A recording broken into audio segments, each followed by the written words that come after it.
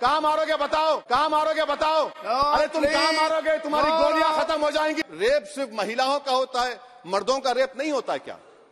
आपका प्रोविजन नहीं है क्या? स्टॉकिंग नहीं होती है मर्दों की? अच्छा जस्ट होता है सर, आप हंस रहे हैं, होता है। आपकी हंसी इस बात का इकरार है कि आप जानते हैं किसका हुआ है।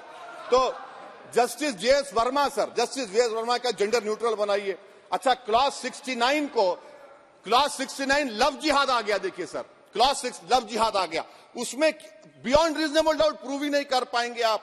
अब उसमें क्या बताना पड़ेगा? सप्रेसिंग आइडेंटिटी, यानी अगर कोई महिला मोनू मानेसर चोमू चंडीगढ़ से इश्क करती है, बाद में उसको मालूम होता है कि वो मानेसर का नहीं है, चंडीगढ़ का नहीं है, तो क्या क्लॉज 69 एक्शन में आएगा? आप बताइए कि अच्छा अगर कोई ये कहेगा कि मेरा नाम कुछ नाम है, कई कुछ नाम होता है जो कॉमन नाम होता है मुसलमानों में, दीगर मज़ाहिब में, तो क्या वो सेक्शन अप्लाई होगा?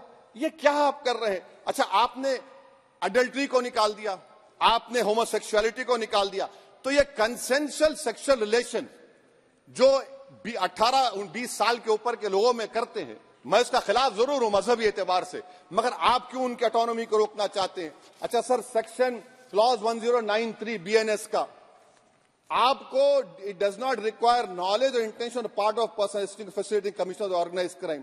ये मैं 5 मिनट दीजिए सर। बीएनएस का आप सेडेशन पे देख लीजिए, सेडेशन को आपने दोबारा ला लिया, लफ्ज सेडेशन इस्तेमाल नहीं किया आपने। 3 साल से 7 साल आपने सुप्रीम कोर्ट को अंडरटेकिंग दी थी कि प्रोविजन नहीं लाया जाएगा।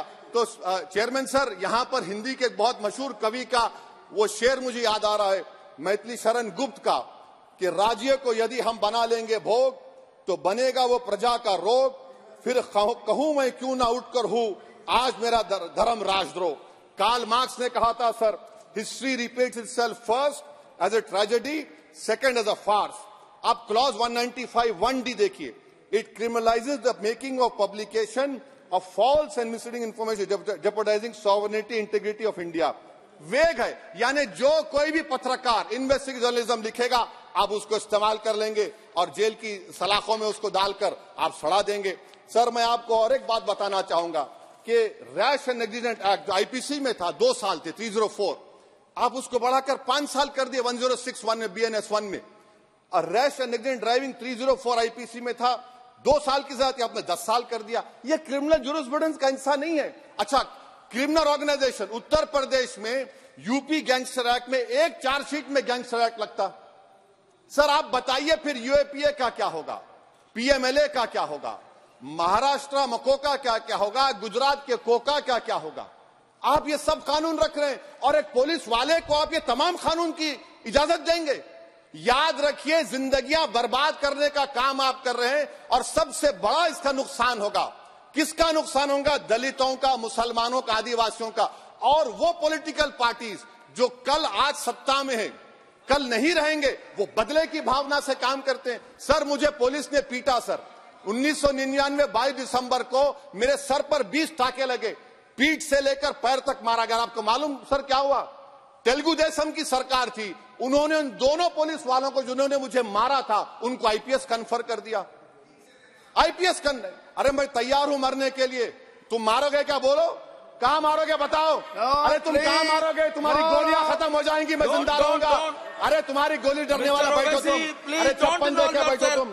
प्लीज आप बैठ जाइए। टेररिज्म का देखिए सर, आप बैठ जाइए प्लीज। यूएपीए का सर मैं खत्म कर, टेररिज्म उनको रोकिए sir. Okay please sit down.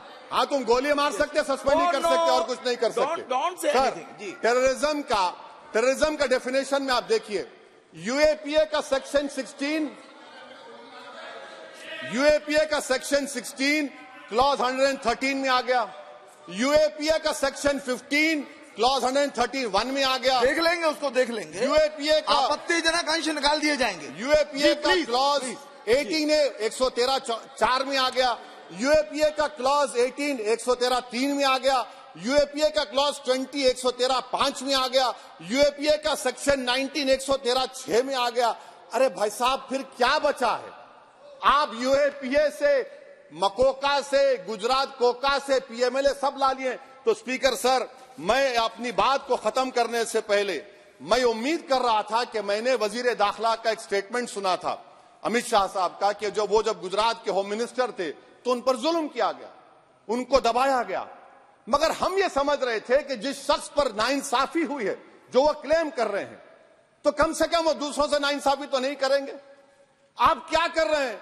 अरे ऐसे हजारों लोग हैं जिन पर जुल्म हो रहा है, ना उनके पास दलील है, ना उनके पास वकील है, ना उनके पास आजादी है। तो ये तीन सर मैं आखिर एक लव ये तीनों कवानीन हमारे मुल्क की जमहूरियत के लिए, इन गरीब तबकात के लिए नुकसानदेह साबित होगा। और ये सरकार को मैं चार्ज दे रहा हूं, आप चेक रिपब्लिक में निखिल गुप्ता बैठा है, लेके आओ ना उसको। कुलभूषण यादव पाकिस्तान में बैठा है, लेके आओ ना। कतर में हमारे फौजी बैठे, लेके आओ ना उनको। अरे कहां तुम्हारी देशभक्ति है? अरे निखिल गुप्ता को लाओ, इस कानून में इस्तेमाल करो। मगर वो नहीं बोलेंगे। मैं इस कानून के मुखालिफत में खड़ा हूं जो भारत की जमहूरियत के लिए खतरा बनेगा। शुक्रिया सर। श्री पुष्पेंद्र सिंह चंदेल।